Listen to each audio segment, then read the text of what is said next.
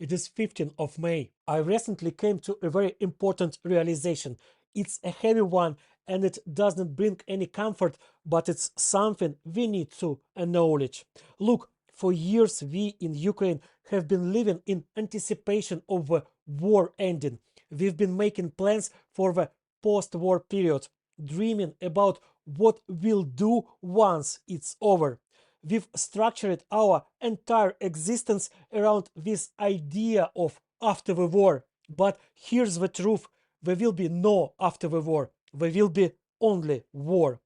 It will intensify at times when shift into a frozen or semi-frozen phase, but it won't end because there is no one to end it. The entire ideology of modern Russia is built around the idea of destroying Ukraine. That idea consumes nearly the entire nation, from the president down to the janitor. There is no alternative vision, no other cultural foundation. Every year, Russians publish hundreds of books about the necessity of destroying Ukraine. Their TV, movies, even comic books are nearly all about how great and noble it is to kill Ukrainians. In their schools, they dedicate so much time to teaching children that their main purpose in life is to die in a trench fighting Ukrainians, that I wouldn't be surprised if next year Russia cancels math and chemistry classes altogether and replaces them with lessons on how glorious it is to die for Putin.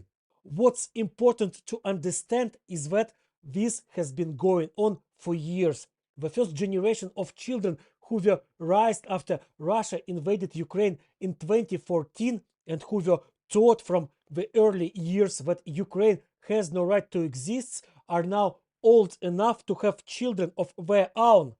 And they see the war to annihilate Ukraine as completely normal. They grew up with it. Their parents cursed Ukrainians in their kitchens at night. Their teachers told them Ukraine must not exist. And on television, they saw movies portraying Ukrainians as disgusting, cunning, treacherous creatures who deserved only death. Of course, their children will see the world exactly the same as their parents. Russia as country is programmed for war with Ukraine. It has no other purpose.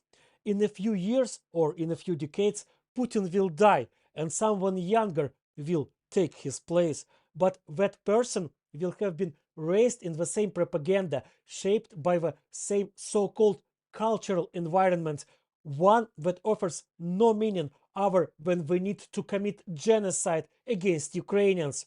Any ceasefire, any pause in active fighting, even the slight softening in war rhetoric will be seen by the Russian public as betrayal. That's why the Russian government, any Russian government, will never end this war. We need to be ready for that.